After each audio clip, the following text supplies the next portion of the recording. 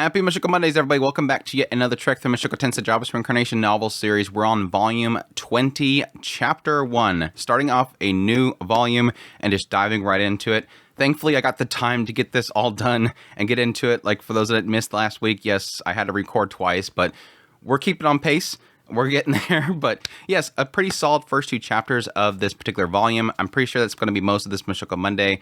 Kind of taking it a little easy this week, but at the same time, there's quite a bit to cover in this whole thing. It really does feel like kind of a let's chill out for a couple seconds, even though, yes, it feels like it conveniently goes right into the next thing. Oh, suddenly Cliff gets a letter. How convenient. I at least like the idea that Rudeus kind of points it out how convenient it is, but still, that could all be according to Keikaku. That could be all according to Keikaku. We don't know.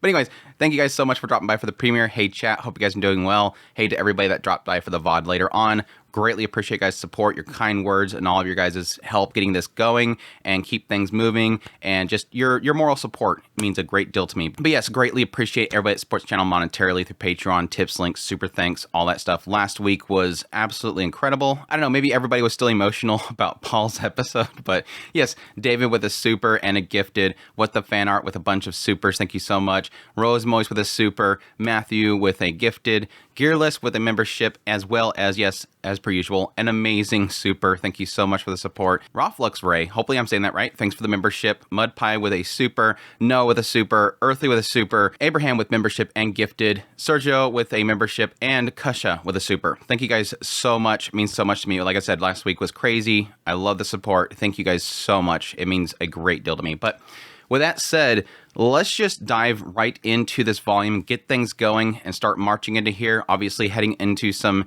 new stuff. Interesting. Really does feel like let's start establishing connections with people, which obviously seems like the bigger picture of everything. But how quickly they get into that, that's the big, massive question mark. But let's dive into it. Chapter 1, Plans for the Future and Cliff's Concerns. 1 month passed since the events of Sharon Kingdom. Winter was drawing to a close, and spring was around the corner. For the past month, Rudeus focused on crafting a detailed plan with Orsted. Their first order of business, gather allies. For this, they settled on a three-prong approach. First, put together an intelligence agency for gathering information.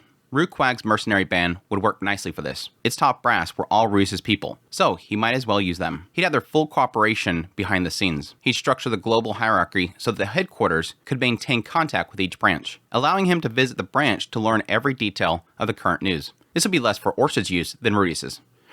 Yeah, I think I mentioned this last time. It was talking about him building a mercenary band, where I was like, yeah, it kind of feels like he's building an adventure guild. And at the time, I kind of had that thought process of like, at some point, I think the adventure guild would be a little bit upset about that because it's sort of competition. Would the adventure guild care? Would it ever grow that big? I mean, assuming that he is the center of the story, even though, yes, I have my arguments of him not being the actual overall story's hero, he's still technically the center of the story, so you would assume that at some point, something that he is building to a large extent will eventually turn into something that will cause conflict.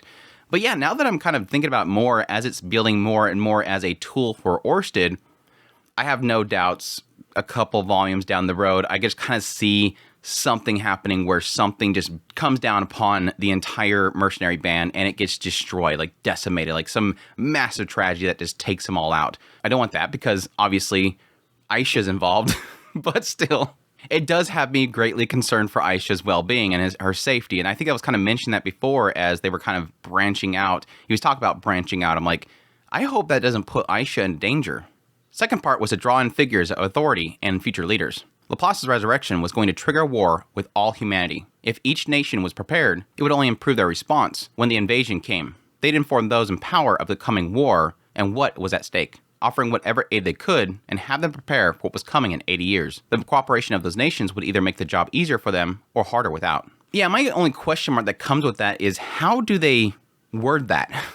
I mean, he brings up Ariel later on that he needs to recruit her, and I'm immediately thinking she's already a member of Orsted's band, so it's not like you need to ask for her help. She can be like, well, yeah, she said that she was going to serve him, so she became a part of the Orsted Corporation, basically. But yeah, still, there's like this question mark of like, for somebody besides Ariel, like, for good example is, what do they do with Mills?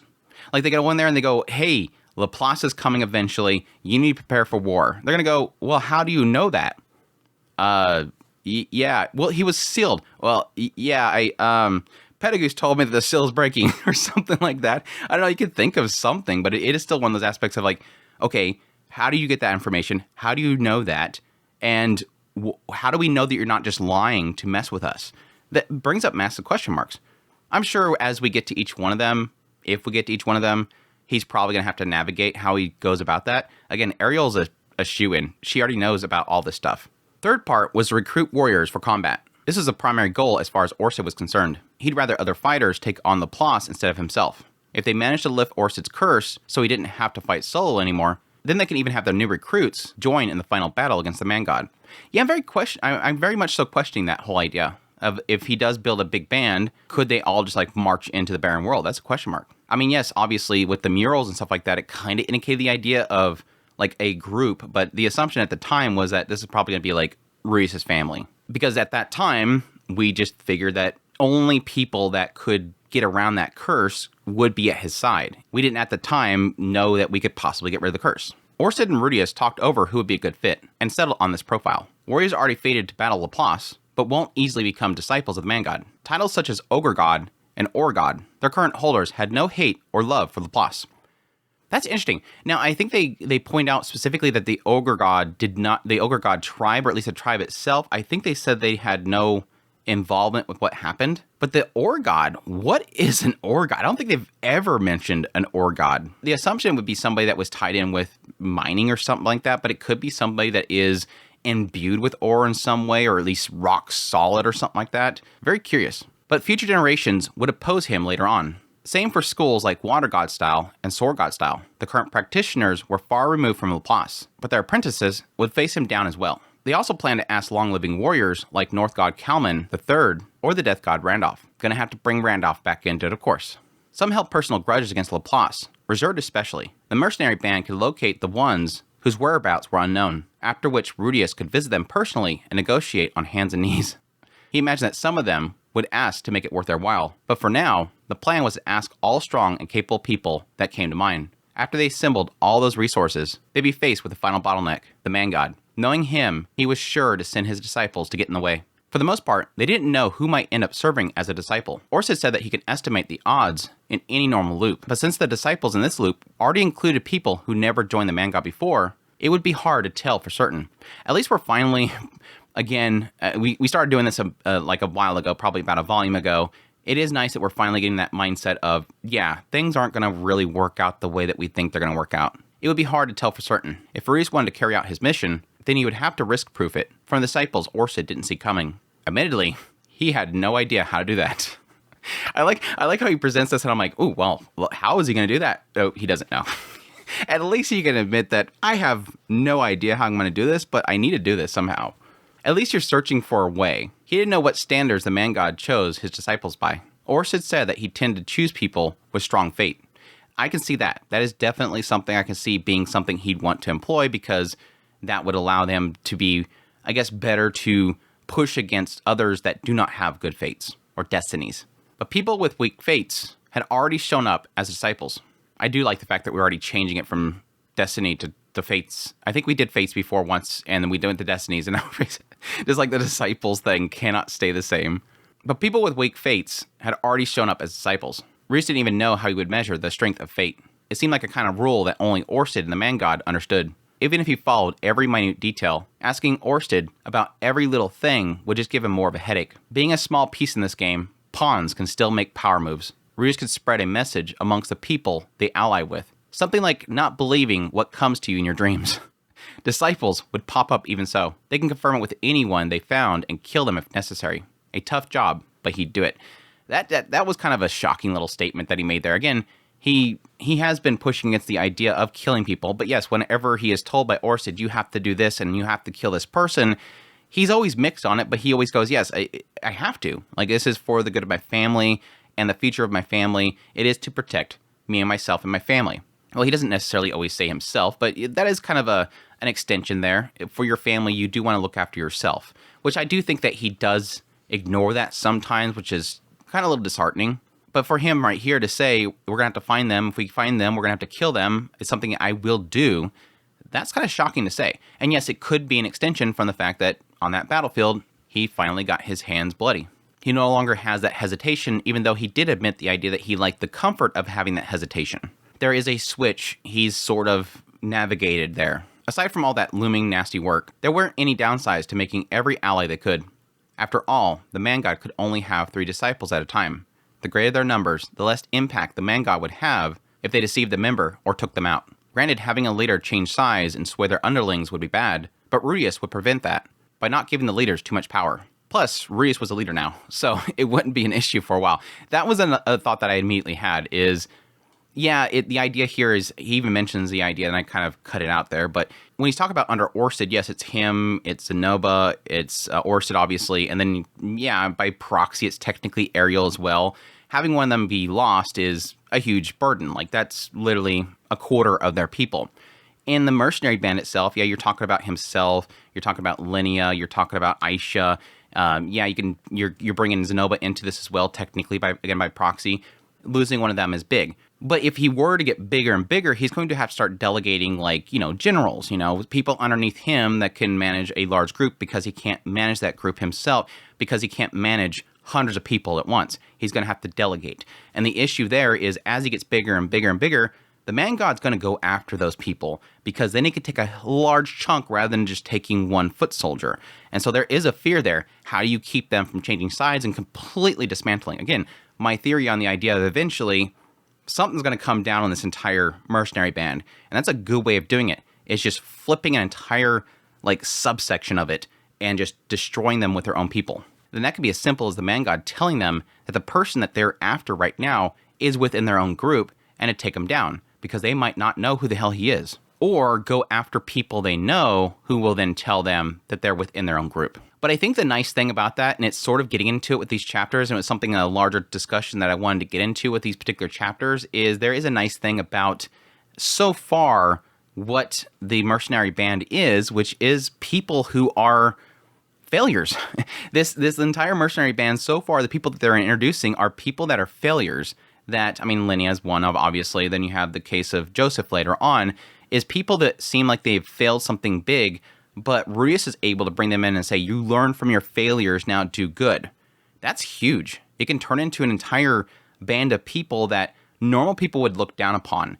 It's a bunch of Rudeuses. And they're given a second chance like Rudeus was given, and they're able to flourish because of it. And I think those people are a little bit harder for somebody on the outside to mess with, because their allegiances to the mercenary band will be stronger because they gave me a chance. You didn't. Don't talk to me. They gave me a chance. I'm going to trust them.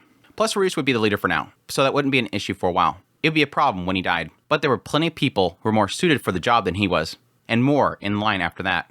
He already had Roxy after all. He's already planning on just saying, okay, Roxy, you're taking over the mercenary band. There you go. But I'm teaching. Yeah, I'm sorry. You're going to have to take it over. She'd handle it well, though. She's smart.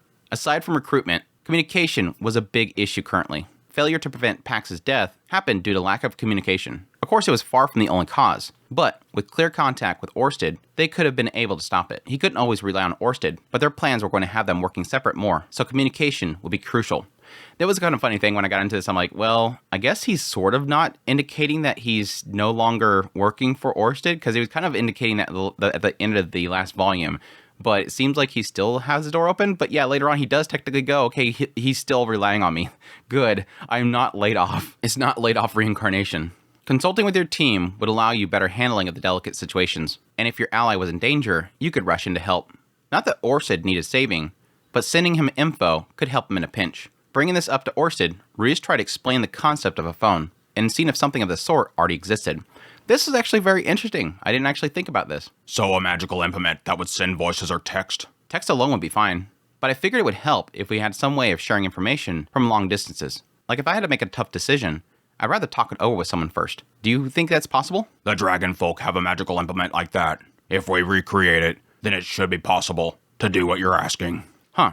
So stuff like that already exists? Yes. You've seen it before, too. The monuments to the 7 great powers, and the Adventure Guild's cards. Oh, those.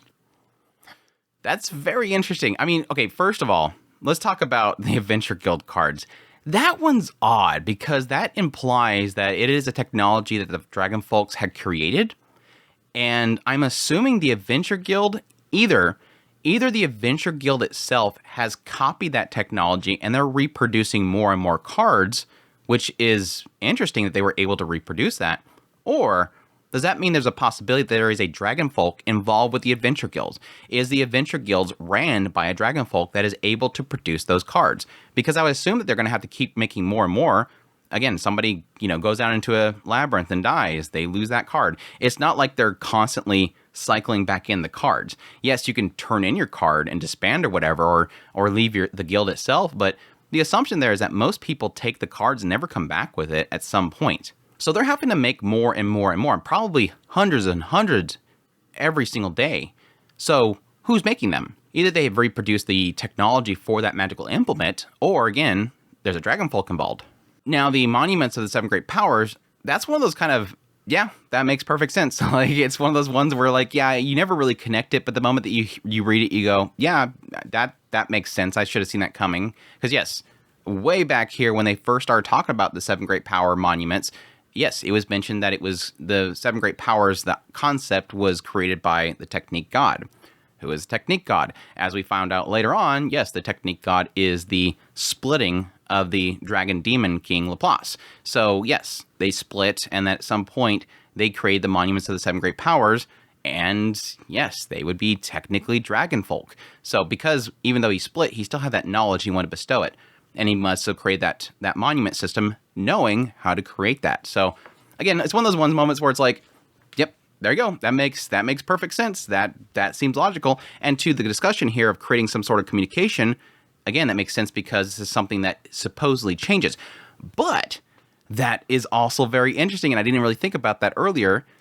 This thus indicates the idea that this monument is not automatic. At least it implies to me right now it's not automatic. Now, yes, the idea here could be that one of them is updating and the other ones show that same information. So it's almost like you have this tablet in front of you, you etch in there, hey, Billy, and then on the other side of the world, that one, the other tablet will etch in there, hey, Billy. But that again applies to my thinking here, where does that mean that it's not updating automatically? Because I think that they implied at some point that it updates automatically, that it will change its position once one of them defeats the other one or getting stronger or whatever. I'm still curious if it's automatic based on like some arbitrary number. Like if the Death God over here strikes down a dragon, his experience goes up, he levels up, he gets a little bit more stronger, and oh yeah, suddenly he's more stronger than this one, so the system automatically changes. The other thought process there was that, okay, if one of them defeats another one, like if number 4 defeats number 3, does that mean suddenly the tablet automatically updates and it goes whoop? Or if they killed them, does the other one drop off completely? That's the question mark there.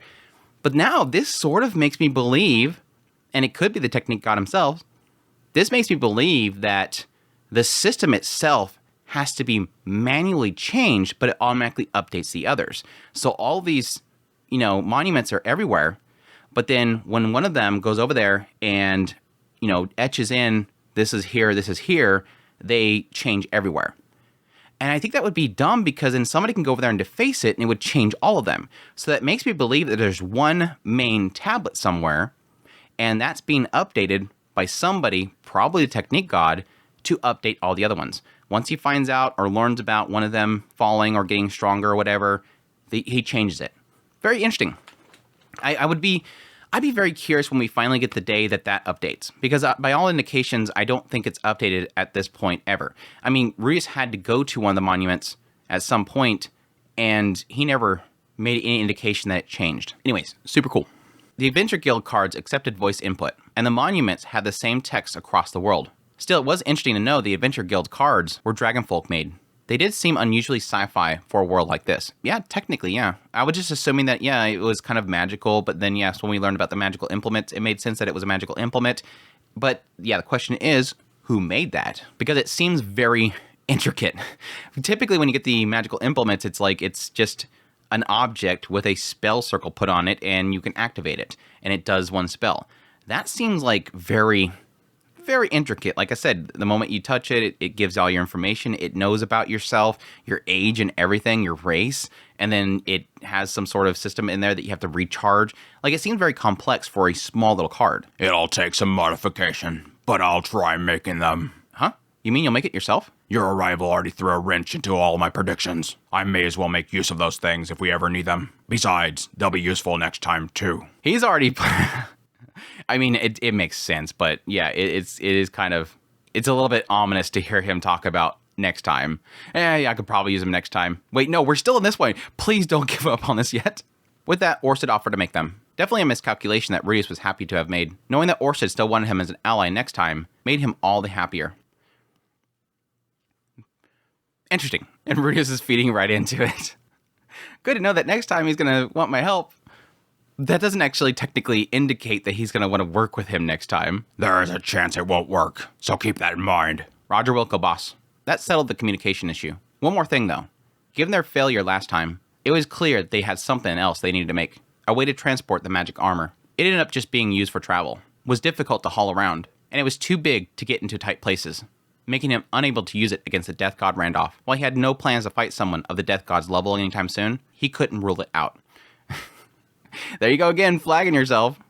But that's a good point. It did end up being very useless. Development of version 3 was still progressing, and the goal was to resolve the issues by being both powerful and lightweight. Still, it had a long way to go, maybe a year or two. With that, Rudeus had one idea come to mind. Summon the version 1 as well. According to what Serval once taught him, physical objects couldn't be summoned, but maybe with a change of perspective, it might be possible. I was very puzzled by this. I was very puzzled by this comment. I mean, yes, technically, going way back to that whole situation, the idea that there was that, there was like two different summoning technique. One was, yes, to create a familiar, and the other one was to summon a living being from somewhere. But even back then, we already disproved that. What did we do with Nanahoshi for years on end? We summoned objects from another world. It's like, we've already established the idea of teleportation. We've already established the idea of summoning. We've already kind of blurred the line between the two of them. And yes, we have summoned physical, unliving objects. So why is this even a question mark? Why is he even bringing up what Savaro once told him? He already knew that you can summon objects. You just gotta redirect it to a location in the world, presumably. So it's kind of an odd statement. This is kind of one of those moments where I'm gonna go, wait, Rudeus, have you forgotten? I mean, he does it again in the second chapter. It's like, Rudeus, do you have some sort of like memory loss? Is somebody hitting you over the head too many times in your battles? Why are you forgetting things again? Every time he forgets things, it's like the whole thing with Auber and Edis is like, wait, he knows Edis? It's like, dude, Rudeus, come on, dude. Of course, I chopped up that one as just in the moment being faced by death. So he decided to try it out for himself to be sure. If it didn't work, then that'd be that. Back to the current plan. For now, he'd be expanding the mercenary band and network with powerful figures in nations around the world. He'd start off with Cliff, a relative of the Mills Church Pope, and Ariel, the next ruler of the Oscar Kingdom. She's still not on that throne. That girl is still not on that throne. It's taken her forever. He was already halfway to being allies with them, and now it was time to make it official and add them into Orsted's camp. Ariel was already she already swore herself to him. Starting with Cliff, he was stationed nearby. Making Cliff an ally would give him ties to the Millis Church. The holy country of Millis was powerful, which would make them a powerful force in the war against Laplace too. Battle came down to money and numbers after all. Having some connections who could provide both wouldn't hurt. Cliff might have said otherwise, but Rudeus considered him a close friend. Cliff's a good boy. He was already helping with Orsted's curse, so verbal agreement was probably all he needed to get him fully on board. He could already hear him say, sure, with no hesitation. Arriving at Cliff's love nest, or apartment, it was a rare moment of not catching them in the act. Inside, Rudeus was greeted by a gaunt, exhausted Cliff. He seemed to be doing all right during Elenice's pregnancy and up to childbirth, but lately, he was white as a sheet. It made Rudeus worry about his stamina outside of the bedroom, too. Oh, Rudeus, what's the occasion? Elise had a healthy glow, holding her baby up to her breast. She was naked from the waist up, and only wore a pair of panties below. They must have been taking a short break. She just has no shame. She's like, oh, hey, Rudeus, what's going on? I mean, he's technically his grandma, so who cares? Well, I had something to discuss. Rudeus was distracted by the work of art a blonde, dainty beauty bestowing her baby with a nipple. The tension between her usual sluttery and the almost saintly scene was captivating. Seeing Sylphie and Roxy breastfeeding gave him the same feeling. Even Edis was showing this sort of tension lately. She carried the baby and let him go to town without a shout or slap. The sight of a woman becoming a mother and offering her breast was enchanting. Hey, Rudeus, could you stare a bit less intensely? Oh, huh? Oh, sorry. Annalise, we have a guest over. Could you put some clothes on? Oh my, Cliff, are you getting jealous? Yes, I am. You might only see Rudeus' family, though. Fine, if you insist. She retreated with her baby to the inner room. I was just giving a show. She was so casual. Rudeus, could you please refrain from looking at my wife like a piece of meat when you already have 3 wives of your own? Piece of meat? Hey, listen. He was going to explain that he did no such thing. But he did look, and he wouldn't want someone looking at his wives either. Never mind. I'm sorry. I'll keep that in mind next time. Right. Cliff heaved a heavy sigh as he sank into his sofa. He was certainly tired, but also seemed to be in a sour mood. Perhaps having some technical difficulties during his nightlife. So, what did you come for today? Oh, well, I just had a little request. An invitation, if you will. Cliff's vacant eyes made Rudeus consider coming back later. But instead, he decided to ask what was bothering him. Did something happen? No, nothing. Cliff started, but then he shook his head and began again. On second thought, your timing is perfect. It's something I have to tell you about anyways. It felt as if he was leading into something serious. Just like how Zenobo was recently summoned by his family. Yeah, it's already like that. It's like, yeah, it seems, here we go again. The truth is, a letter came from my grandfather in the holy country of Milis. It was following the same pattern too. That could only mean one thing. This was designed to lure Cliff away. Was it another war? Or was it a trap by the man god? No matter, either way, he was planning to ask Cliff to build a bridge between him and Milis. He apparently had the same idea, so Cliff wasn't wasting time by asking Rudeus to tag along. Rudeus would like him to stay in Shirai, of course, but he had a goal to pursue here. Cliff then handed Rudeus a letter from his shelf. It was another hit of deja vu. Rudeus could guess the content without reading it. Do you know how much money your could do an old man voice. Do you know how much money it cost your grandfather to raise you? And why it cost money? So that you would grow to be an asset to our faction. And when do we need that asset? Right now. Rudeus prepared for the worst before looking. Oh, it's not a serious problem or anything. It's just that we agreed a long time ago that I'd return once I graduated. I'm only worried about my travel budget and any dangers on the road. The letter from his grandfather first asked about Cliff's health. After that, it instructed him to show the enclosed insignia of the Mills Faith Curia at a Mills church if he ran low on travel funds. It said that Milshin was currently embroiled in a power struggle, and that they were on the losing side. Then, a stern warning. Cliff had to prepare for the worst if he intended to come home. And if he couldn't, then he shouldn't bother. It then concluded by saying that despite his harsh words, he longed to see Cliff again, and that he was waiting his return from the bottom of his heart. That sounds like a Papa Bear. A very protective Papa Bear. I don't know, we'll see. I have been constantly kind of curious how Cliff's grandfather would turn out to be. Like, is he going to be one of those people that in front of everybody, he is a stern person, but behind closed doors, he's, again, like a Papa Bear? Or is he just somebody that has always been a very kind of brash person, always harsh for words, and that Cliff just always looked up to him? That's why he had that admiration for him and always looked up to him and was always concerned for him. Every word bled concern for Cliff. While Rudeus never met his grandfather, if he could write such a heartfelt letter, then he was sure to be a good person. What could be the problem then? And yeah, I do agree with that. What it kind of sounds like there is, yeah, essentially, how are you doing? Yeah, here, if you need travel funds, it's over here. But it doesn't include this, and he could totally disinclude this. He's literally saying, we're not doing well, we're in a battle, and we're losing. So when you come back, expect it's not going to be good. So if you can't take that, don't bother. Don't come back if you can't handle that. It's going to be really tough when you come back. That shows concern, and that shows a desire for their well-being. At the same time, I'm going to be really happy if you come back. He still wants to see him. He still wants him to be a part of it. Honestly, I've been going back and forth. I was planning to return home the moment I graduated. It's what I trained so hard for. It's what I wanted this whole time until now. I was confident I could make it in the cutthroat world of the Mills Church. Figures. Cliff had been talking about this from the beginning. Once he had graduated the academy, he returned home and followed in his grandfather's footsteps. Though, of course, he understood how difficult papal succession had become lately. So he'd been diligently training for the humble profession of priesthood as well. But I've gotten married. I even had a child. It instantly made sense to Rudeus why he was worried. It was the same kind of worry that he'd always been plagued by. getting family involved with threats. The Mills Church, they have no qualms with targeting families of their enemies. Lise would be fine. She knows how to protect herself. But Clive, he's not old enough to walk on his own 2 feet. I'm not confident that I can protect him. I haven't even told my grandfather I'm married. If word got out that the Mills Pope's grandson got married to an elf, he could have a scandal on his hands. One that could force him to flee the country. The Mills' faith was pretty rough on other races. Elves might typically face less discrimination due to being a forest-dwelling race, but Rudeus had heard that there were some extremists who persecuted them just because they weren't human. Given that Ellis wasn't in great standing amongst the elves, the reality that awaited Cliff and his family was harsh. Yeah, this is something that's been kind of on the books ever since they got together. That this kind of can't happen. Like, their relationship itself cannot be accepted. And that was technically one of the things that, honestly, for me early on with learning about Cliff was like a big boost. Like, holy crap, this guy is supposedly like a man of the cloth, and here he is looking past that issue. And again, that's probably because a lot of it has to do with him being in a faction that's not an extremist group. I think they've indicated that he's not a part of that group. His grandfather's not a part of that group. But he could be. But for Cliff himself, he looked past that. He accepted Elise because he fell in love with her.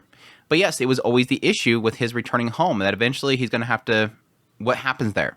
And I think even Elise herself was like, yeah, he's probably better off without me. That was like that whole thing with her going off to Begrit. I'm going to break up with him. He's better off without me. He has a future with the Mills Church. He's better off just thinking this is a fling. But right here, I'm already kind of considering, okay, well, Cliff, go home and help your grandfather and just leave Elise here with Clive. Now, that's hard. And again, Reese has been dealing with this over and over and over again. Every 2 seconds, every time he gets a girl pregnant, suddenly he has to leave off somewhere. He's used to having to leave his family. And Cliff might not be comfortable with that, but that is an option for him.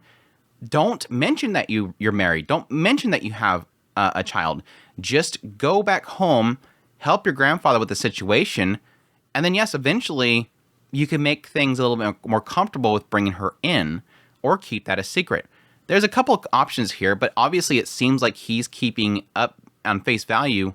I'm going to be honest with my situation, and yes, presumably bring her with him.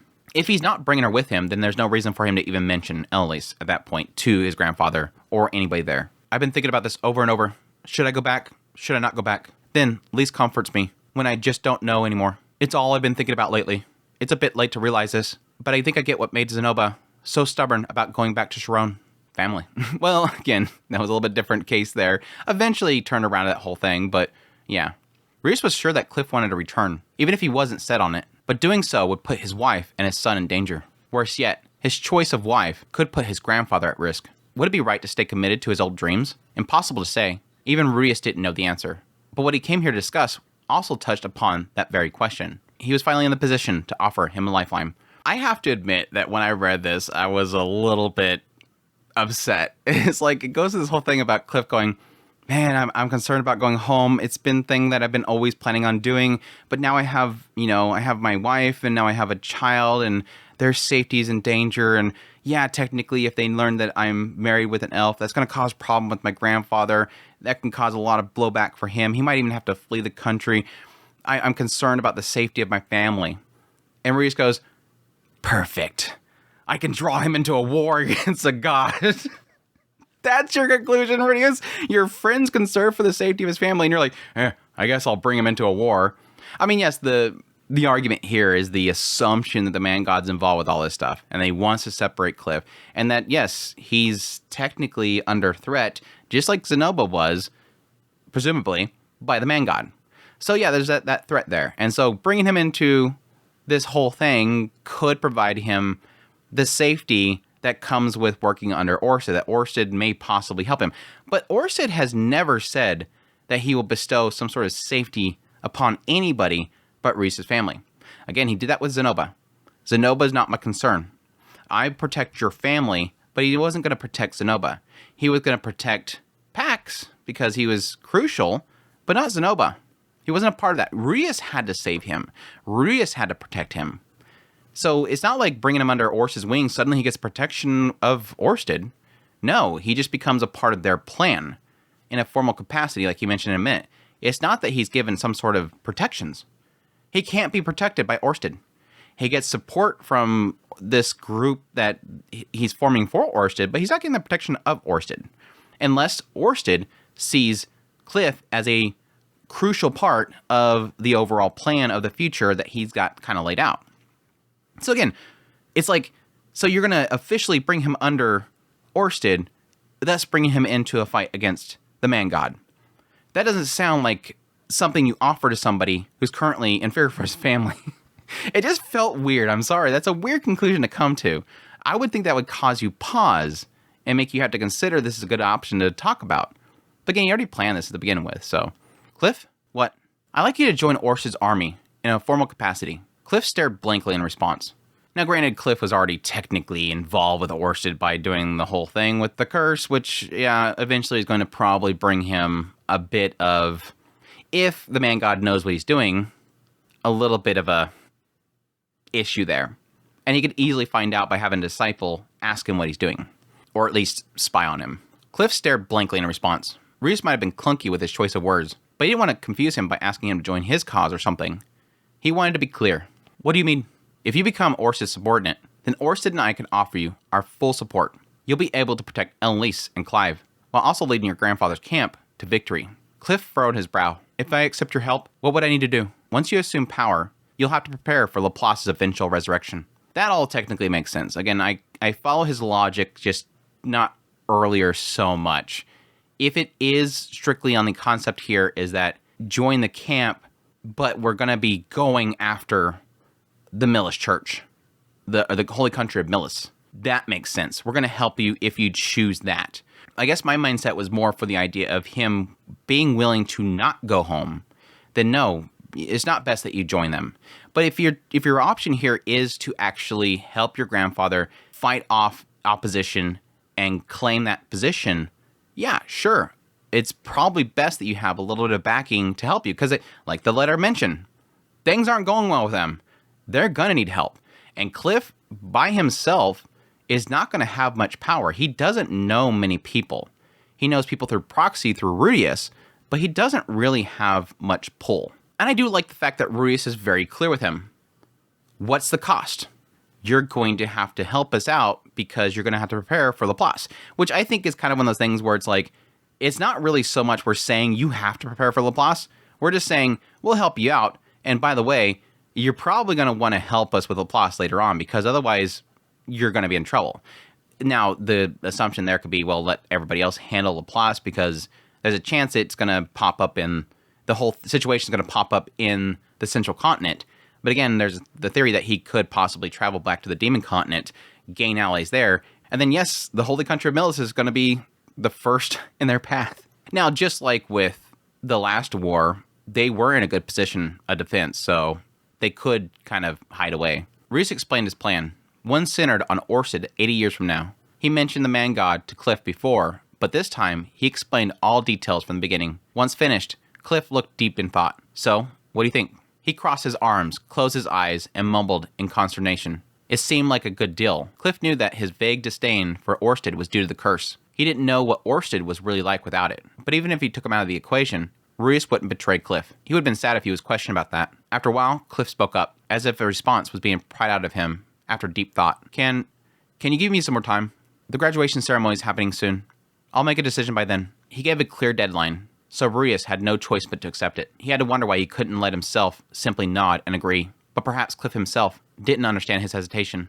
My brain, after reading that, was running a million different directions of possibilities. I like that about how, I guess, with Cliff, we're obviously probably going to be getting to Cliff. I'm going to assume this volume is going to be Cliff's volume. We did Zenoba's volume, now it's time to do Cliff's volume. Like, everybody one at a time is going to get attacked by the man god, presumably, and Rudeus is going to be helping them with whatever hometown and massive nation they're going to get involved with.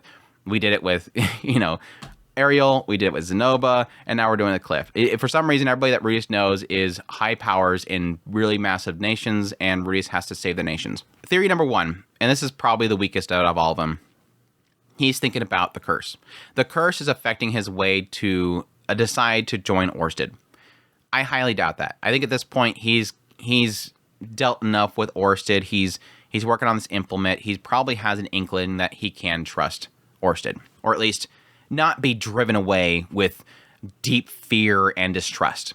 Number 2, danger to the family to be involved in the war. If Rudeus laid everything out about Laplace and everything like that, he would possibly think of, well, if I get involved with Orsted, I get involved with this man god, and that's a threat to my family. That's a threat to Ellenlise. That's a threat to Clive. Now, again, the thought process there is that no matter what, they're going to be under a threat of the man god because they're involved with Rudeus. By proxy, he's already in danger. And thus being officially involved, at least you'll be more in tune of what's going on.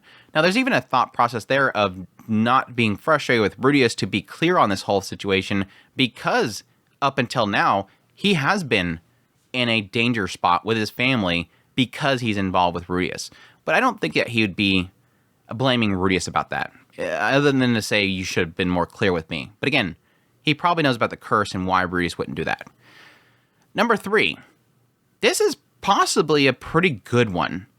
That because Orsted isn't human, he's obviously dragon folk. Neither is a lot of the mercenary band. I mean, our first indication that is a bunch of beast folk. When early on, it was a lot of beast folk. Not that Cliff has a problem with non-humans. Obviously, that's the case. He married one, and he has a child with one. But he knows that it could cause problems for his grandfather. So he can get involved with Rudeus, and the mercenary band, possibly through proxy, or at least that's what Rudeus may have been kind of indicating that he's going to get involved. We can help you out. But then Cliff's going, but that's not good, because a lot of people that you're involved with are not going to look good if I walk into those streets with. 4th, and this one's a sad one. There's a possibility that Cliff doesn't want to get Rudeus involved. He's already concerned about his wife and his son, and I do believe that he cares for Rudeus. And I don't think, just like with Zenoba, I think Zenoba was a case of like, he just knew Rudeus was going to come along. I'm not going to be able to stop him. But I think Cliff can be the one that would be, cut forward a couple days, and suddenly Rudeus is like, wait, where's Cliff? And then Ellenlise is like, he just disappeared one morning. He left a letter, said that he's going back home, not to follow him. I would have followed him, but I can't. I have Clive to look after. And we talked about it, and I couldn't stop him. He could be right here, considering I don't want to get Rudeus involved. And it could be a pride thing. Cliff he's been known for being very prideful. Maybe he considers, no, I have to do this myself. I have to be there for my grandfather. I'm going to stand at his side, and I can't rely on Rudeus to do that. I have to do it myself. Pride could get in the way. But that could be several reasons why he could have that hesitation. I'm more leaning on the idea that it's a mixture of possibly 3 and 4. That he could see that bringing in a lot of Rudeus' assets would cause a problem for his grandfather. That it's not that simple with the aspect of non-humans getting involved with that situation. But additionally, he could just have pride in the way that he'd want to do it himself. In that case, you should talk it over with Ellenlise too. There's no reason you should carry the whole burden yourself. Huh? Oh, yeah, that's right, thanks. Cliff nodded with a faint smile. Ellenlise probably overheard the discussion. Rudeus had noticed a flash of blonde hair peeking from behind a cracked door. He was sure that someone like her could make Cliff see sense. They might not end up where he'd like, but that'd be fine too. I like that admission there. She's going to probably talk some sense into him, but even if it ends up not being for my benefit or what I would want us to do, not benefit, but what I would think is the best option, which is, again, accepting our help and let's go in there together, that's fine. It's his decision. It's their decision. All right, I'll come back later. Sure. Sorry about all this. Don't worry. I know it's hard, but we're all in this together. With that, Rudeus left Cliff's room, though not before giving Ellenlise a heads up too. He wait for the graduation ceremony for Cliff's answer. That was about 2 months from now, so he can get things rolling on another project. For that one, he needs Zenoba's assistance. And that is Chapter 1. Pretty decent opening. I do like the idea of kind of going to Orsted, getting a little bit of information, setting up that network and everything. I think a lot of this, like I said, these first 2 chapters, a lot of setup. And I think that's going to be probably for the bigger picture. And I do like a lot of things finally getting the ball rolling, which we'll get more into with the Chapter 2. But specifically Cliff, I think the biggest issue that we have here is my massive question mark is, obviously, what is the mindset of Cliff? And that was the same question mark that I had going into Volume 19. What is going through Zenoba's head? And I do hope, and I'm going to assume so, that if this does get into Cliff and the Millis Church and stuff like that, that we can finally get a little more insight into his mindset, how he thinks about his life. And I think a lot of that's going to be sort of the same thing as Zenoba, where Zenoba was a lot to do with, okay, what is he actually thinking? Is he as simple-minded as we think he is? How much does he think this stuff through? And yes, part of that was, does he like his new life, and would he even want to go back to his old life? And that's going to be sort of similar for Cliff. That part is the idea of, he had this goal. This was going to be my future. Now, yes, early on, he wanted to be an adventurer, but he did have respect for his grandfather. And eventually that led to, he got sent out. And one day, he'd have to return, and he'd want to bring back allies and strength and power and knowledge to help his grandfather out. He does look forward to that day that he will be in his grandfather's position and to take on himself that position. And I think that there's been sort of whispers here and there on the idea that he'd want to sort of help the situation that he has with Elise, or maybe that's a conclusion I came to. The idea of kind of helping break that stigmatism against non-humans into the Mills Church. But that was going to be a bigger question mark in my mind, is how he's going to handle that. Because again, my assumption is that he would want to eventually go back, but would he be able to bring Elise with him? Because he's dead set on her. So how can he create that? Now, my only answer that I had at the time was that I think the conclusion that's going to come for Cliff is that he's not going to stay there. I don't think that he can't. Now, they can change my mind. I don't think that they could possibly change that. That Cliff can't just walk in there and say, thou shalt all now accept Elf because Elf my bride. I don't think he can. And thus, I don't think that he would ever find happiness there. But who knows? Chapter 2, the Zenoba Store. Or as I like to call it, Toys R Zenoba. Toys R Zenoba. Zenoba was no longer a prince.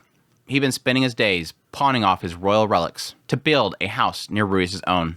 A stout, 2-story place. He designed it with figurine production in mind, so the first floor was wide and spacious like a garage. The living space was primarily on the second floor, where he planned to house Ginger, Julie, and himself. It seemed roomy enough for the three of them. It was uncertain how the relationship would change over time, though. It would get a little strange if any of them got married. I could see Julie eventually, but Ginger?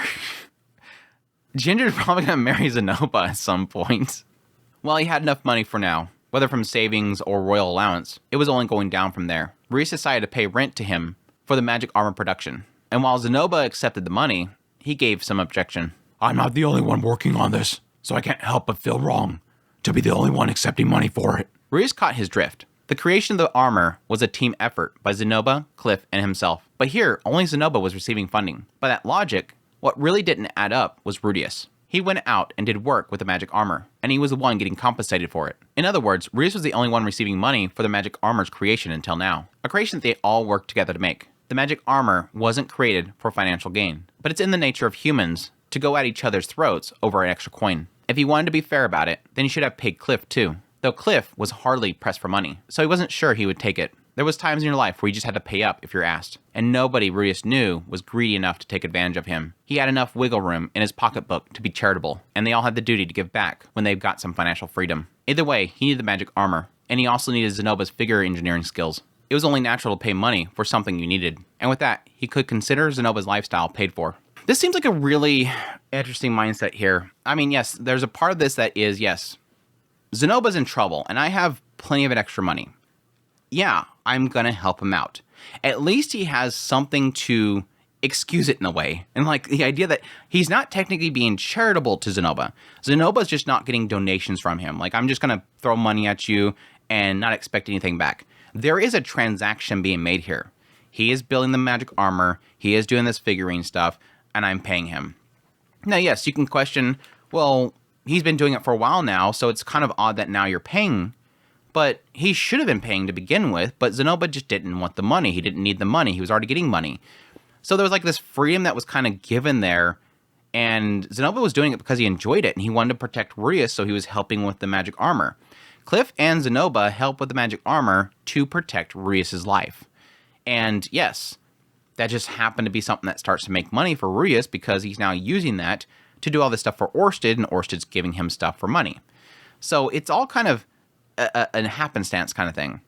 But now Zenoba's in a bad position. He now needs that money. And it's okay to now say, now start taking money from me. You wouldn't I would probably word that way with him. You just didn't want the money before, and now you technically need it, Zenoba. And you're doing something for me, for my benefit. Even if you like doing it or not, even if you like doing it because you want to protect me or not, you need this money. And I want to give it to you to secure your future. And yes, in return, it technically is helping me in the future. With Cliff, yeah, again, probably should have been paying him the whole time. But still, even then, I wouldn't be upset about that. I mean, obviously the question mark there is if Cliff even wanted the money, or how much is Cliff actually contributing to it. Zenoba's doing a lot of different stuff. He's doing the whole thing with engineering the figurines, and that's kind of going into the whole automaton, which technically is a part of the whole situation with the magic armor. Cliff was helping a lot with those circles and whatnot, so he was playing a role in that. But again, if he wants it. But yeah, like how, as usual, he brings up the idea of in nature of human and going at each other's throats for money. It's like, don't think so lowly of your friends. Come on, dude. Now in front of that figurine engineer's home, Rudeus took a deep breath. He'd been told that he was free to enter as he pleased, even when Zenoba was absent. But there was one rule, knock before entry. It was only proper etiquette. Zenoba, yoo-hoo, open up already. Oh, master, please, by all means, the door's already open. You sure? Can I really come inside? Watch out, I'm gonna do it. Stop me while you can. Once I get started, I can't hold myself back. Last time he didn't get consent led to a mishap that he could have been locked up over. I have no idea what you could possibly be referring to, but I won't stop you, so do come in. You sure? There's no woman standing next to you getting dressed, is there? You've nothing to worry about. He felt like he could believe Zenoba. He'd place his trust in him once again. In a man who never stopped believing in him when he got the diary from the future. If black became white and the world inverted, Rudeus knew that he was still a lone man worth believing in, Zenoba.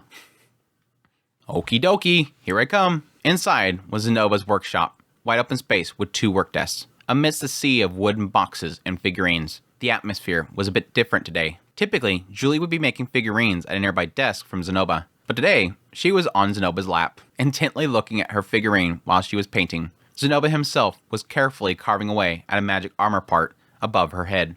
The scraps of carvings were dropping on the top of her head, but Julie didn't seem to notice. I wanted a picture of this. I wanted a picture of this so bad. I know they can't keep giving me Zenoba and Julie pictures, but yeah, they can. Zenoba, you sure got close to Julie while I wasn't looking, huh?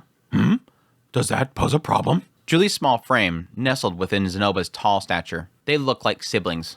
Wholesome. As long as all they did in that position was making figurines.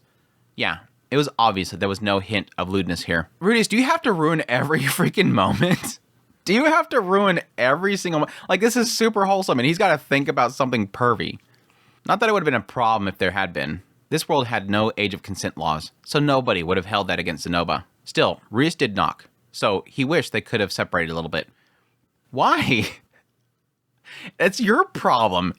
Like, Rudeus, that's a you problem. Zenoba and her, it's like this precious little moment. Like, I'm more putting it like father-daughter kind of thing here, but he's like, oh, it could be lewd. It's not lewd, though. But they can't be like that when I walk in the door. Why? What's wrong with it? Does that offend you, Rudeus? Nah, you're a heartwarming sight.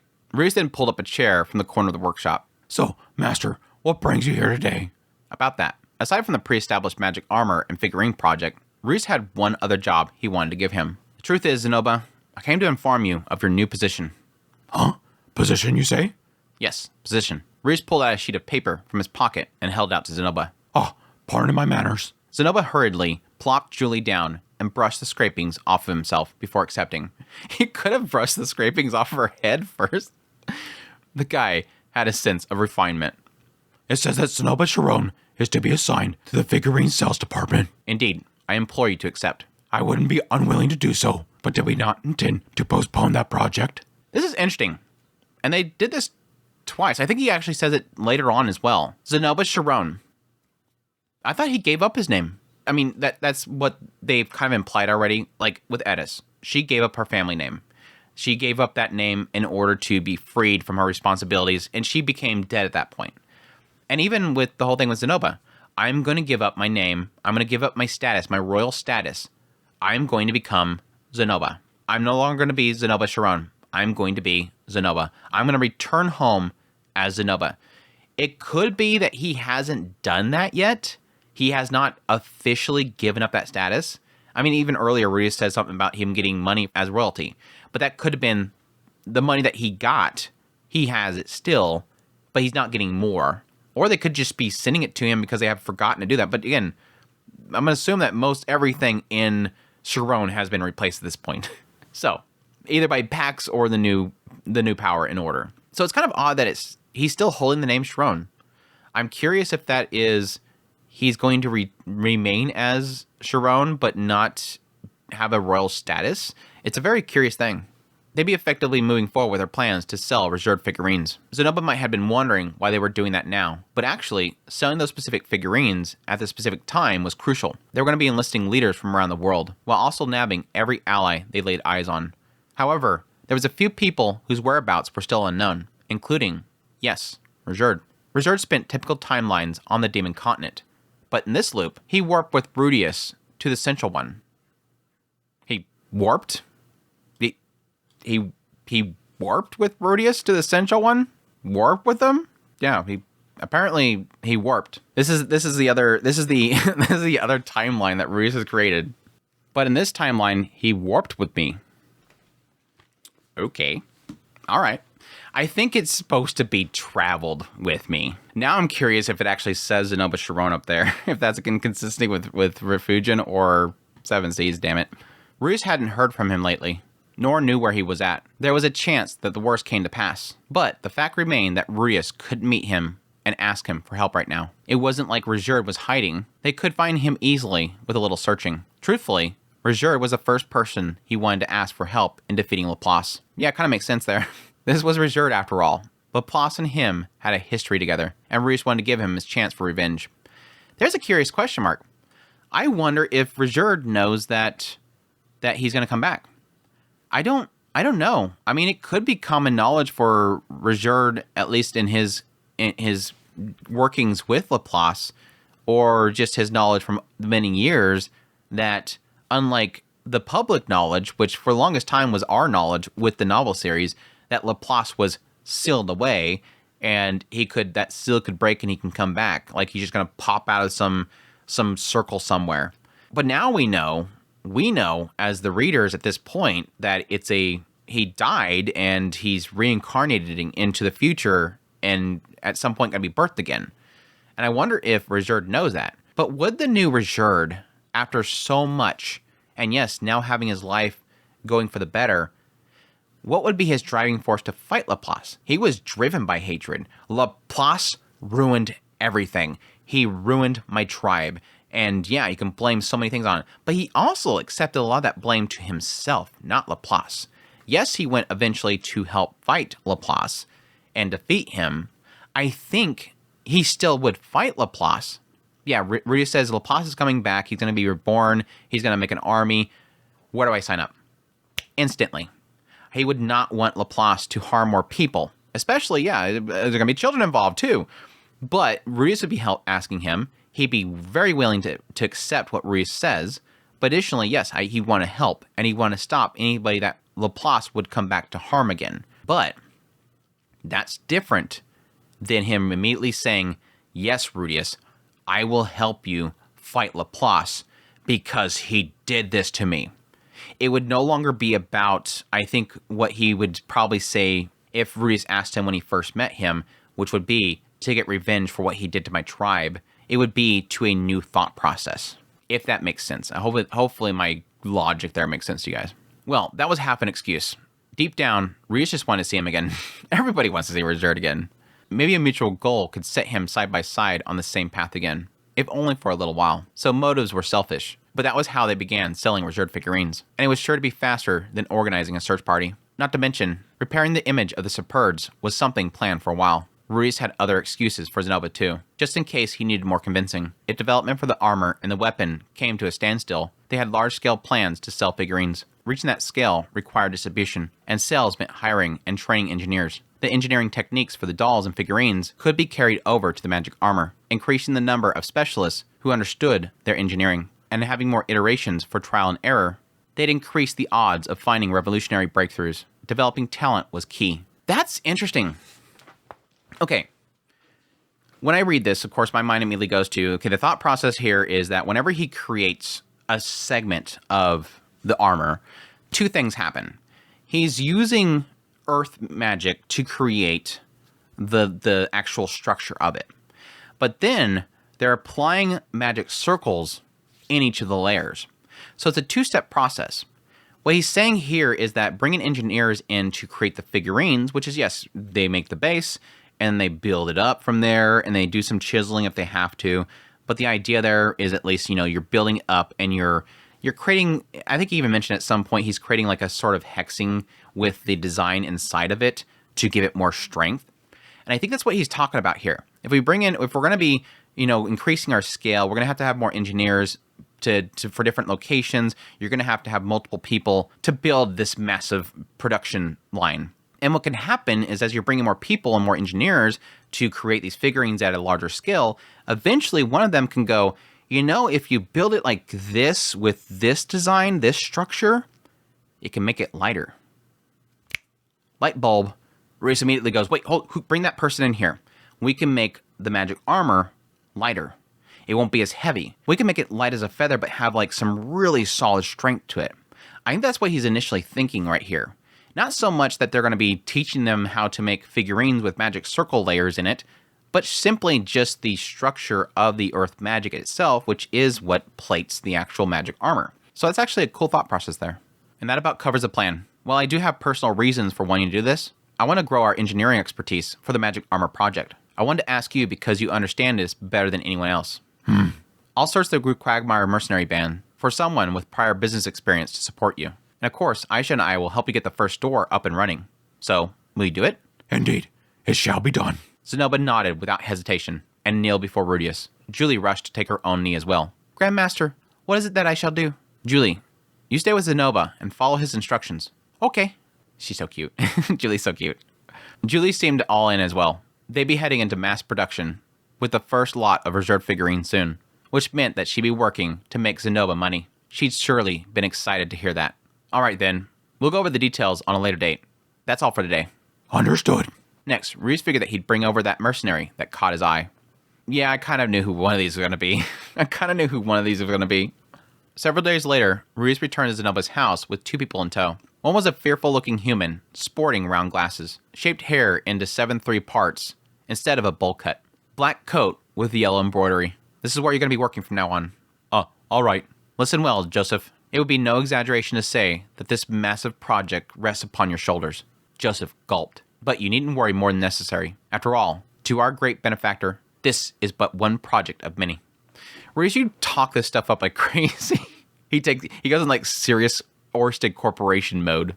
Joseph's nasty drinking problem and an anxious temperament made him frequently pallid, which led to Pale becoming his cutesy nickname amongst the others. Before joining the band, he was a merchant. Merchants in this world typically started as traveling salesmen. If they saved all their money and status in guilds or trade, they could become the employee or apprentice of a high-profile merchant. And by amassing even more experience and resources, they could finally open up their own store.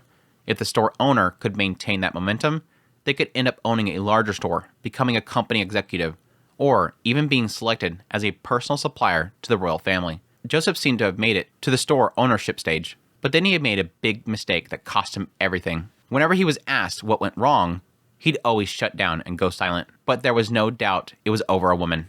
Or so Linnea told him. Of course, if you knew Linnea's reputation, her theories had the strength of a wet paper bag. Rudeus guessed that it was a mistake involving alcohol. He might have drunken himself into a stupor and put his hands on a female employee, only to find out that it was a setup to get dirt on him. Wait, that sounded like what Linnea told him. Never mind. She's dumb. It's probably this. Yeah, that's actually sounding right. Losing it all, Joseph wandered around until finding the mercenary band. According to Aisha, he was incredibly skilled at management and finances, so it didn't seem like he was lying about owning a store. And considering how high Aisha's standards were for skills, that praise meant a lot. Well, on second thought, Aisha considered Rudeus skilled, so that was what that praise was worth. Dude, really? You're gonna doubt Aisha? What the hell's wrong with you? Anyways, this all led him to getting picked out as an advisor for the grand opening of the store. Are you sure? I heard that Mr. Zenoba can be a fearsome individual, that when he gets angry, he flattened people into a ceiling like a pancake. Joseph, my boy, those are merely rumors. In what world would a man slam someone into a ceiling when angered? If someone was truly angered, wouldn't they slam people into the ground instead? Exactly. The ground's much harder. You're right, yeah. Yeah, this is so great. When I read this, I'm like, yeah, typically when he goes in the ceiling, it's always he's excited and he grabs Rudeus and shoves him up in the air, like he just throws him. And then when Rudeus points it out, I'm like, okay, so this is actually canon. Like, Refugien actually has a canon to how Zenoba acts. Rudeus was right.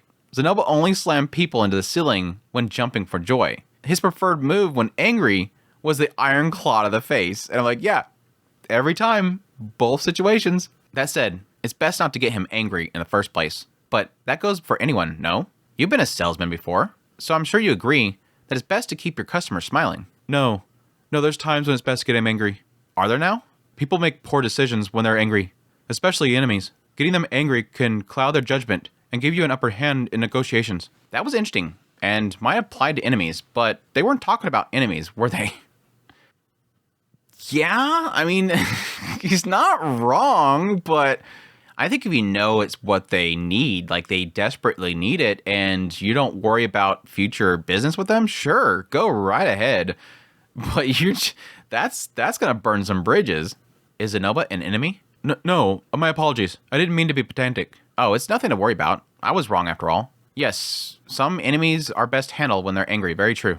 Right, but of course, Mr. Zenoba is no enemy, so I do intend to avoid angering him. It's just that, when I was with the mercenaries, everything I did got someone mad at me. It was true. He didn't seem like he fit in easily with the reckless heroes that made their band. Probably because he was so timid and reserved. Reese remembered how awful he was during the first interview, after Aisha suggested him. The color on his face when he entered the room had gone past pale and straight to white. Like he was a walking corpse. He started the conversation from the assumption that he was being punished for a mistake. He kept a faint, rictus smile pinned on his lips at all times as he kissed. Rudeus had his doubts about the guy, to say the least. Even Aisha attempted to walk back her recommendation. She's like, never mind, he's broken goods. Something happened between last time that I talked to him. He was a salesman dropout. That is to say, a screw-up. Advice from failures is usually unreliable. If someone didn't understand exactly why they failed, they would repeat it. The maturity of someone with a lot of failures to draw from was worth its weight in gold. They'd never grow if they let their failures stop them. You didn't need a 100% success rate. 60% was a passing mark, even when the test is changing the world. Again, here's what it gets in that whole idea that I kind of see a genius in the mercenary band if, again, a lot of the people that they bring in are misfits. It's failures. It's thugs. It's people that most people would raise their nose at. Yes, they're going to be hard to deal with, but with their system, like it's kind of put out so far, they're teaching them and putting them into line. And that's the perfect way to bring in people that have issues and, yes, experience through failure. It's actually a really cool thing. Again, it's a mercenary band of Rudeuses. People given a second chance. People that have tasted defeat and would be more likely not to ever do that again or learn from those mistakes. Taste of success changes people. Rudeus felt like he could give this man a taste and he would grow into an exceptional asset. He was chosen for this project, not in spite of his past, but because of it. Our benefactor is forgiving of failures, and he makes sure that success doesn't go unrewarded. If you're able to make this project a success, you could find yourself managing the mercenary band's marketing division. Well, why? I'm not certain I'd be a best fit in that position. Perhaps, but you didn't refuse the opportunity. You're here. That speaks for itself. It was quite a profound line in the end. Well, profound until a certain someone ruined it. That someone being Linnea. Don't sweat it, nya. Zenoba's like a little bro to Mew. Keep your chin up, and if anything happens, just let me at him. I'll give him the old 1-2, nya. For some reason, she tagged along when the project was set up, acting like some business guru the entire time. Considering that her first foray into honest work ended before it even started, her bluster came off as a know-it-all novice. A know-it-all novice, nya. Boss, thank you so much. I feel so relieved. Joseph seemed comforted that she was here, and she had some authority that Rudeus didn't want to undermine. So for the moment, he would let her talk nonsense without interjecting. She was getting the boot if she got in the way, though. Flag. Flag. Now then, shall we enter? Rudeus didn't want to linger, so he opened the door. Hey, Zenoba. You know about that thing that we talked about? Rudeus then realized in that moment he'd messed up. Once again, opening without knocking. Before their eyes, beyond the door, was an unbelievable sight. Inside the first floor of Zenoba's home was Zenoba and Julie, who were working on figurines. This time, she wasn't sitting on his lap, so that part was fine. Someone else had Rudeus stopping in his tracks. Ginger was stark naked, standing in the middle of the room. Ginger, she was lovingly holding an adorable plush dog. What? It's so random, but it's like, yeah, when you think about what that kind of means, it's actually pretty good. I think Ginger's trying to warm up to Zenoba, or at least gain his attention. What is it? She asked suspiciously. It wasn't as if they didn't belong together, but it was an unexpected sight. Reese felt like he'd walked in on something. He could have sworn that Ginger had no interest in such things. Maybe Zenoba, no longer being a prince, gave her a change of heart. Again, right there, it's confirming that he is no longer Prince of Cerrone. He shouldn't have that name, but again, maybe they keep the name. But again, he technically said, I'm giving up the name. I will be known as Zenoba now, not Zenoba Cerrone. Something like that. Yes, after calming himself down and giving it thought, it felt natural. Besides, it wasn't right to judge someone for their tastes. Yeah, what is a knight doing cuddling a stuffed animal, yeah? What is she? A bit, yeah? Boss, what's the big idea? Yeah, wait just a second. Reese gave Linnea the boot, tossing her outside. They should have kind of specified that he literally kicked her out of the room. I thought he just literally like kicked her and made her stop talking, but then later on it indicates that she's like standing there looking in the door like, what the hell? Incidentally, Beast Folks had a form of play in which they practiced hunting on dolls of demons and animals. It was a game that very small children would play, so he couldn't hold it against her. She wasn't making fun of Ginger's taste, she was just speaking on her own experience as a beast woman. Not to say that her words had no bite. Ginger glowed with unbearable humiliation, and Rudeus had to cheer her back up.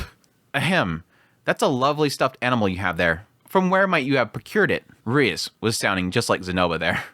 It was imported from Osra Kingdom. Its creator was someone named Vinger, who used blanket rags to make dolls like this, or something. Vinger, eh? Quite similar to the name Ginger, isn't it? Yes, that's why I've taken quite a liking to it. Is it really that childish? Oh, by no means. Pay no attention to what some insensitive cat tells you. She has no taste. I believe you should love what you love. Yes. Thank you very much. Safe. Reese could tell that Zenoba had a smile on his face, overhearing them. There's where it's at. This is where it's at. It was a face of a hobbyist watching a friend fall down the rabbit hole of a hobby of their own. He must be happy to see Ginger take an interest in dolls. Well, stuffed animal, not quite a doll. Rudeus, who might this person be? Joseph asked. I'll introduce you. Zenoba. Right. Zenoba rose in an instant, dusted off the shavings, and joined them. Julie trotted over behind him. This is Joseph. He's one of the most knowledgeable people in the mercenary band when it comes to marketing. I'm assigning him to be your advisor for the figure-selling project. A glint of light shone on Zenoba's glasses. He weighed Joseph with his gaze. Julie imitated Zenoba's glare in miniature. It was cute. I could see him, And over on the side, you got Julie going, So cute. Again, I want illustrations for everything that Julie does. It's just too cute.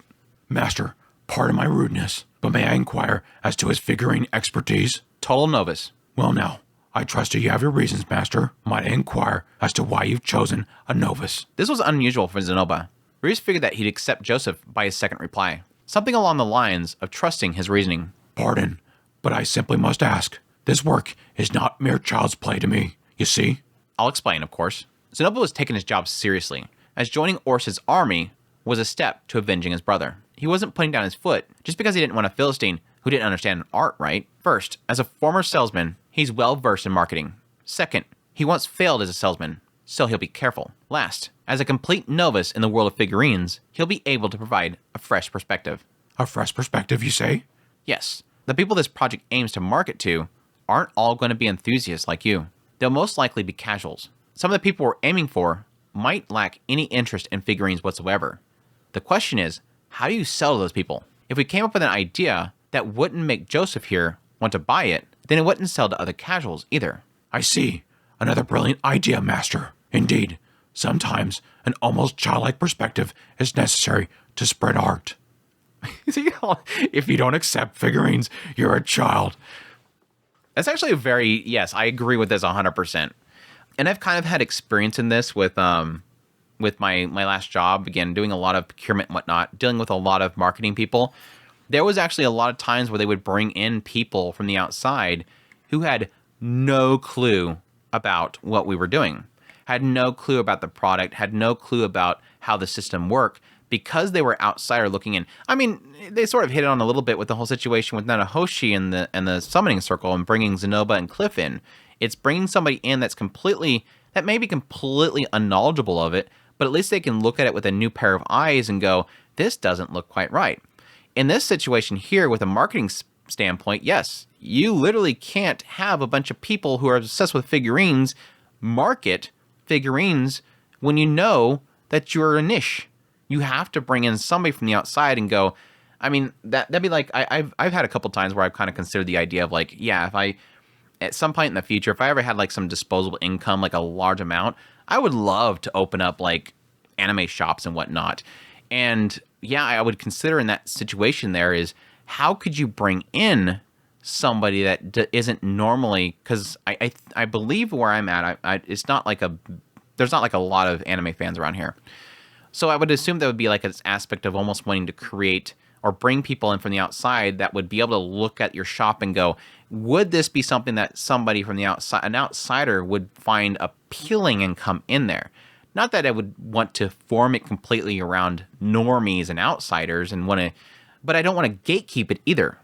And so you'd want to draw people in. And I think that's something that somebody like, or a company like Crunchyroll probably deals with on a regular basis. How can we market to the general public and bring in more subs? We have to figure out how to make it appealing to an outer market. And again, the fear there is changing it too much that it pushes against those that are actually fans, but at the same time, still make it appealing to those that are not, so you might be able to make them fans. It's how do you convert? It's converting. And I think a big fan with a mindset of being a big fan can't convert because they're too heavy and they don't know what people are looking for to make it appealing to show them why it's good.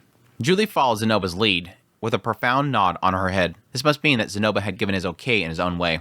Julie understands when he's agreeing with it. Then again, they hadn't done anything yet, so there wasn't much to greenlight. Joseph, this is Zenoba. He'll be your boss from now on. Right. A pleasure to make your acquaintance. I promise to put my head and soul into this work. Joseph gave the mercenary band's signature bow. It was beautifully done, a sign that Linnea had been teaching them well. Indeed, I am Zenoba. Let's join hands and blanket the world with figurines. With that, they shook hands, but Rudeus had hoped Zenoba wasn't mistaking the goal of the project. Spreading figurines was important, but this was supposed to be a separate source of income for the mercenary band, a way to ally with influential businesses and organizations, and a way to train future engineers. Then again, Rudeus had his own reasons too. To see Reserved one more time. Then there was no reason the figurines had to be their product of choice. Good point. Might actually work on that whole maid robot thing that you were talking about. Now then, let's talk about the plans to open our first store. Introductions were out of the way. It was time to get to work. First, these are going to be our main products. We want to sell these primarily to the common people. They gathered around a large desk in the studio. There was a Reserved figurine and a single picture book atop the desk. The book contained tales of Reserved's heroics that Norn had written. We plan to sell this book and the figurine as a set.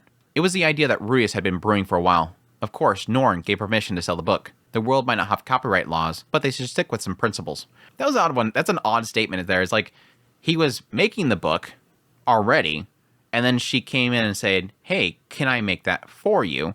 And it was for this project. So it's like, I would assume that she was okay with it by asking to be a part of it. So it's kind of funny in that regard. But again, it could be Rudeus forgetting things again. He seems to be doing that a lot lately. Like he's about to do it in a minute. Which frustrates the hell out of me. I tell you, whenever Rudeus forgets things, like it frustrates the hell out of me. Boy's been through some stuff, I guess. I see. Joseph picked up the book and flipped through the pages. So it's a story about how the Superds weren't actually terrifying devils, but instead the heroes who led the world during the final battle? Are you sure this is a good idea to sell this? We've gotten permission. Whose? Lord Pedagogus, of course. Just gonna name drop that real quick. Joseph frowned, but who else was Rudeus supposed to talk to? Lord Pedagogus was the only person in the book still alive. Well, and Reserved. He was the only one that can give any rights to anyone's likeness. Not that those rights existed in this world, but still. Won't this draw some flack from the Mills Church? That's true. There are people who won't like us selling something that sings the praises of devils. But the Mills Church isn't the only group that treats Superds that way. And anyways, the story borrows passages from the Millis Bible to show how the hero's actions are right according to its teachings. That's an interesting addition to add to it. I don't think Rudeus has ever mentioned that before. He mentioned, yes, she was writing the book, and when she was telling those stories, when he read it, it got him all emotional and nostalgic. And yeah, these are the same stories that Roger told Rudeus at some point. He told to her. He made some comments about her her writing being a little bit rough, a little bit childish, but he felt that that was going to be an appealing thing, to have it being very childish. But never actually mentioning her, like, weaving in Millis church writings. Norm was a follower of Millis, so she sprinkled phrases of its teaching throughout her work. The story was respectful towards the faith. Anyone who sat down and read it would come away thinking that Millis was a wonderful religion. Too bad they wouldn't accept Rudeus, though. Too many wives. Like, that's pretty cool, though. It's a cool idea there. And yes, you could probably say that's partly because she's interweaving it because she just knows about that and she has faith in that, and it just happens that she puts her own faith into it. But she could also be doing that to sort of soften that blow. The book itself has two major issues. One is the Millis Church does not like the teaching of a demon being a hero, or anything of them, just the existence of them. Just a book that just has a character in there that's a devil. That's simply enough. It's enough that they don't want it existing even in their country, probably. The other problem that they have with this book is that a lot of people in the Demon Continent are not going to like the idea of Laplace being portrayed as the evil bad guy. A lot of people still revere him. So it's got like these two major problems, and at least that kind of softens the blow there. It almost kind of welcomes the idea of anybody that doesn't, any factions within Millis that are not 100% against all demons. Like he was mentioning earlier with the whole thing with elves. Some are okay with them, and there's this extremist group that if it's not human, it's not allowed. Those other groups might actually be acceptant of something like this just because it still has the church and the beliefs in there. And especially a lot of the people around Millis. Like they had that whole job they went and did where they gave some guy at this farm one of the figurines and they're like, no, please, no, get this away. This is bad. A group like that might actually be accepted because it would have that religion in it. It's a cool idea. Is that so? I'm not a follower of Millis, so I can't say either way. But if it does, that should be fine. Honestly, Rudeus expected they'd be getting Millis Justice Warriors over every problematic detail, regardless of whether they read the book or not. 7 Seas. Really? Millis Justice Warriors. However, I'm just gonna move forward. However, taking that crowd at face value is always a waste of time. Rudeus wanted this to sell, wanted to restore the superb tribe's good name. If they couldn't come together, then they would inevitably fight each other. That said, we're considering where and how to most effectively sell these. Joseph, we'd like to hear your honest opinion. He glanced back and forth the book and the figurine and thought, they won't sell. Not like this. Now listen.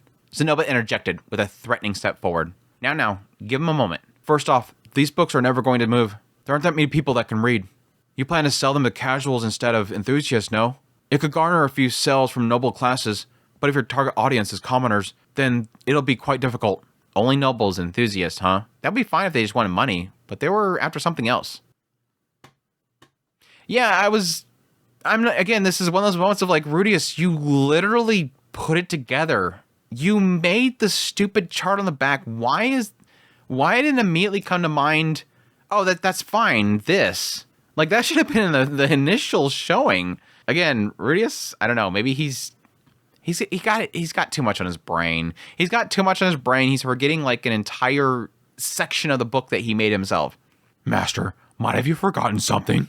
Even Zenobia, who's just focused on the figurine part of it, knows what you did with the book. I believe you once suggested that we could attach something like this along with the book. Zenobia flipped to the final page, and Joseph held his breath as he displayed the contents. Is this a reading worksheet? Rudeus recalled the worksheet for learning to read. It wasn't going to teach someone to breeze through academic tomes, but it was enough to learn simple reading. Rudeus was pretty proud of it, and it felt like an achievement. The theory summarized on the worksheet was what taught Ghislaine Didolia, of all people. Taught that dumb cat. It could teach anybody.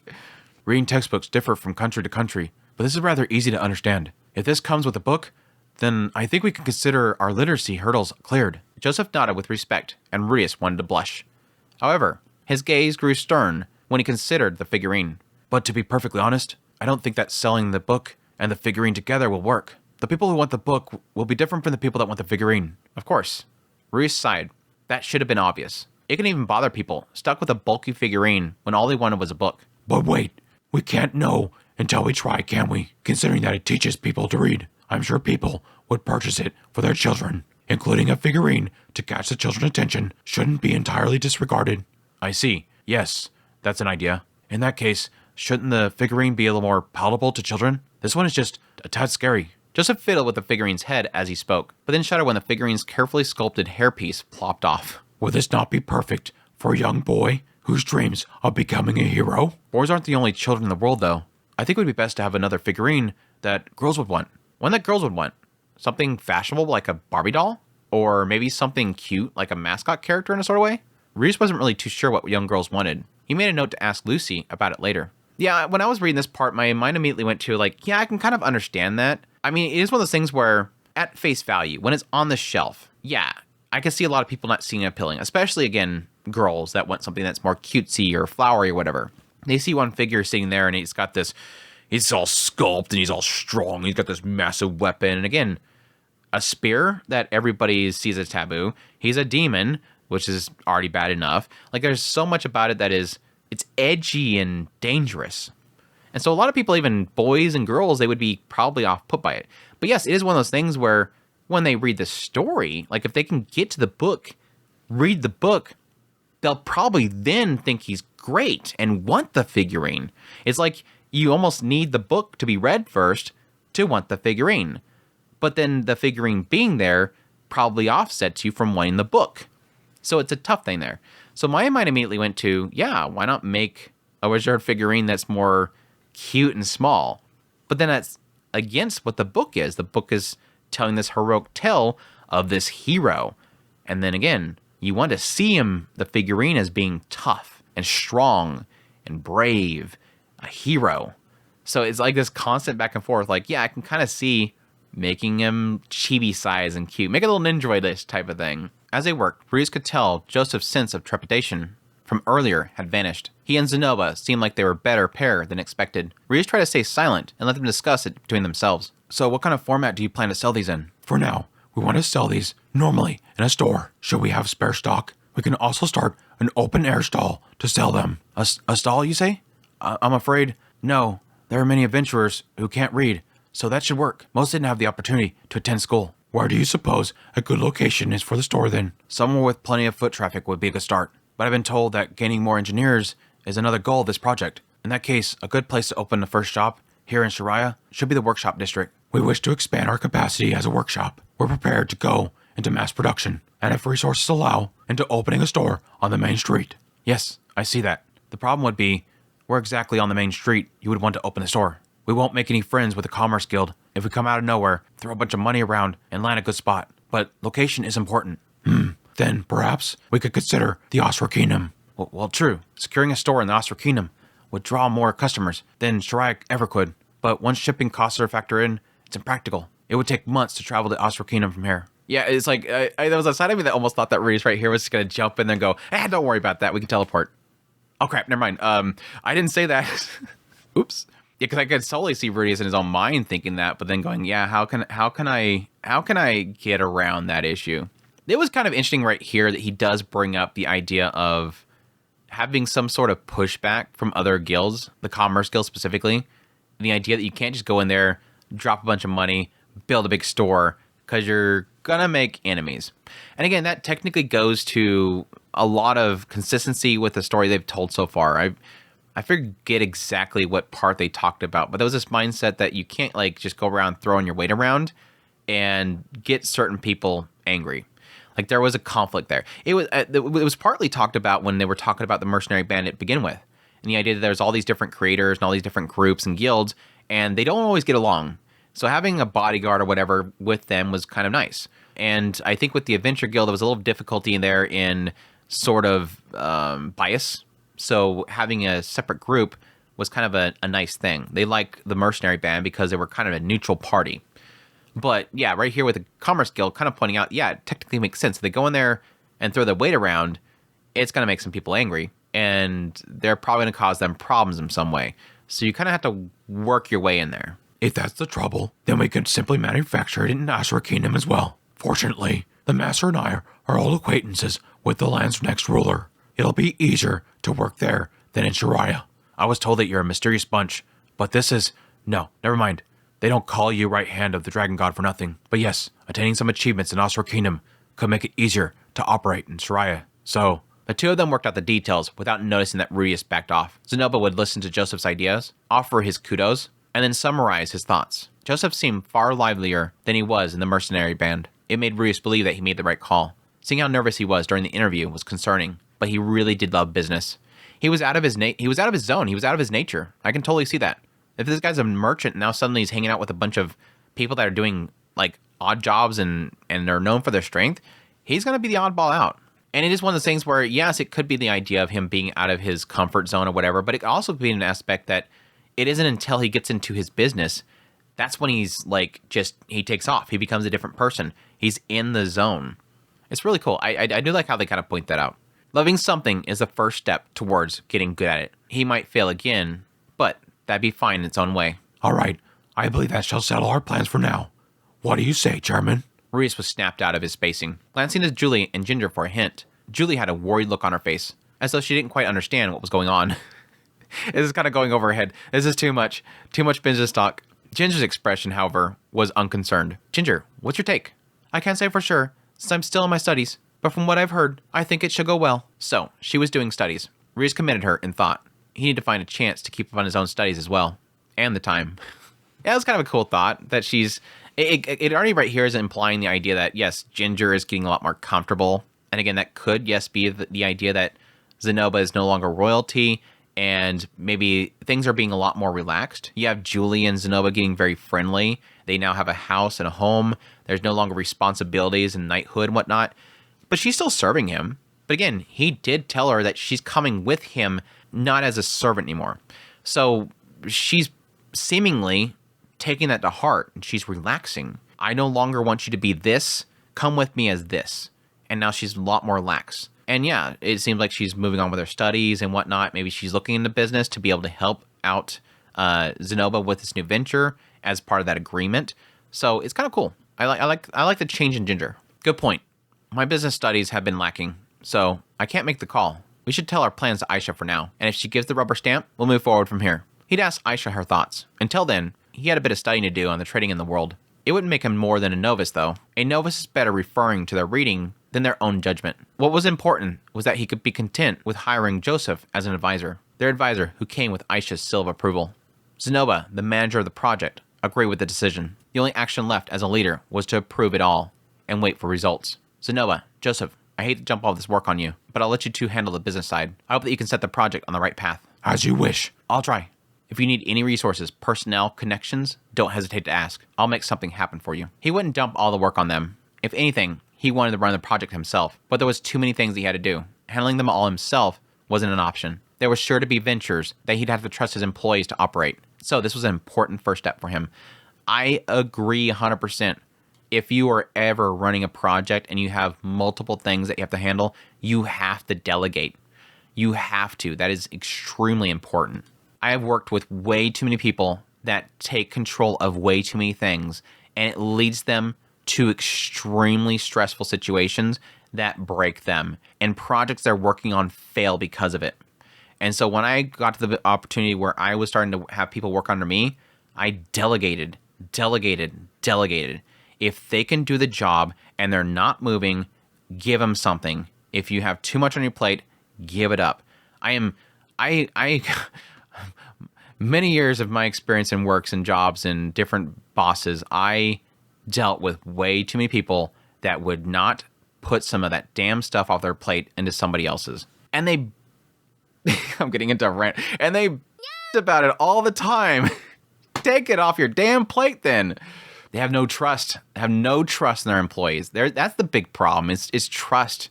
You have to have trust in who you've been training. And if you have no trust in who is under you, then you're doing something wrong. You're training them wrong. You should have trained them well enough that you can trust them. Chairman, when the time comes to prepare our store, I believe a name will be necessary. Can you think of an exciting one? The Zenoba store? Oh? Kristen and ready for launch. Of all things they could name a store, this was definitely one of them. With the discussion wrapped up, Rudeus turned to leave and found his eyes meeting a pair peeking from the crack of the door. Oops. Sorry, I forgot. Opening the door, Linnea glared at him, but then sighed and slumped her shoulders soon enough. Well, looks like Joseph got warm welcome, so I can't complain, yeah. My, it's almost like you've matured. Of course I have. I'm the boss of a mercenary band. It's part of my job to make sure that my men don't get persecuted at their new post, yeah. So, that was why she tagged along. If that was her motivation, Rudeus felt kind of bad for kicking her out.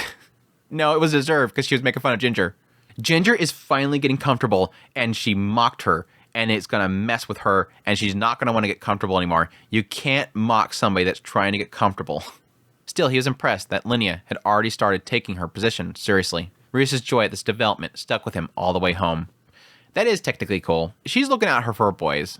I mean, she was already doing that at the university. Like a lot of the other beast folks and whatnot that were underneath her, she was looking out for them. The Zenobia store's first outlet was located in the workshop district. For the building, they modified a warehouse on the workshop district outskirts. Their focus in the magic city of Shariah would be a headquarters and workshop duties, with plans to further expand to the Ashra Kingdom later on. Rudeus would probably need to call on Ariel for her assistance. The reserved figurine project was now out of his hands. He was nervous because it was still in its infancy, but he let it go and prayed it wouldn't end in disaster. Way to flag it, Rudeus. Like, he's like, everything's set up, everything's good. I'm a little nervous, but hopefully it doesn't break. There would be no chance that suddenly out of nowhere, a Millis Inquisition shows up and starts burning down our buildings. Anyways, flag. Yeah, that's chapter 2. That went on way longer than I thought. So I must have failed miserably at condensing, or possibly it was a bad recording. Probably more. It's probably just a bad recording. Lots of flub ups, I guess. But anyways, yeah, that's chapter 2. It's a nice start to the new volume. A nice relaxing moment. I will admit there's a lot of here that's just kind of just, setting up for what's to come, which I think it's been a long time coming. I think the whole thing with the reserved figurines has been a long time coming. I'm surprised it actually has taken this long, because it seems like, for the last 10 volumes, he keeps thinking about how he wants to make these dang figurines and sell them, and now he's finally doing it. It's pretty shocking, but again, things kind of keep getting sidetracked. Now, the question mark is why does he think doing the reserved figurines going to help him find reserved?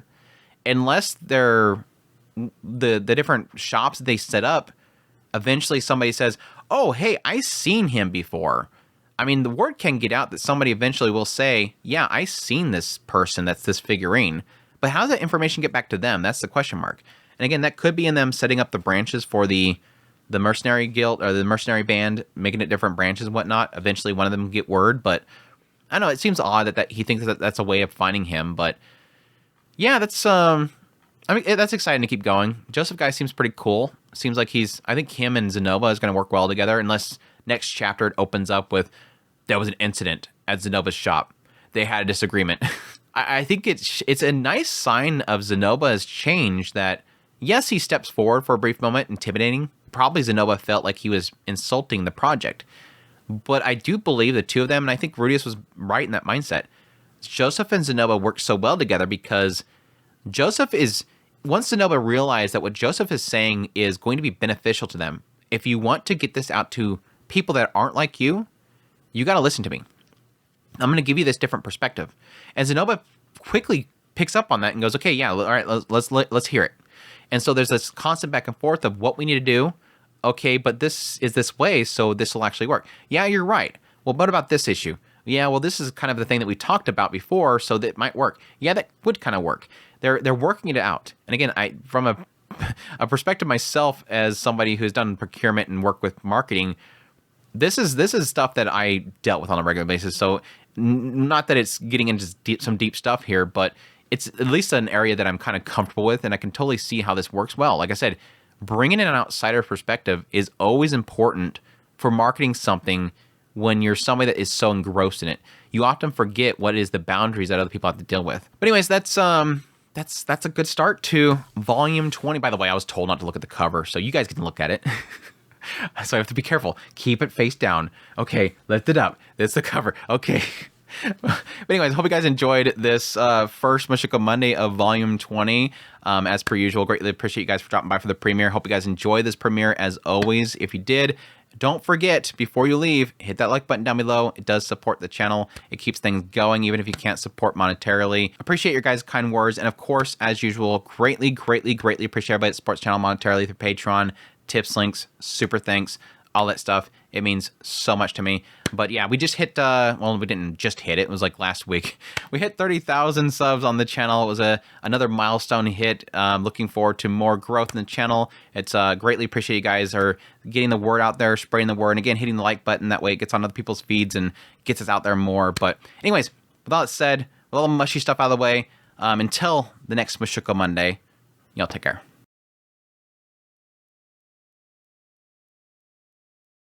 But then shuddered when the figurine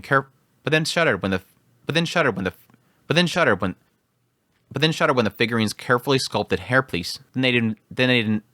If they couldn't come together, then they'd inevitably fight each other, and then they would inevitably fight each other. You're all messed up.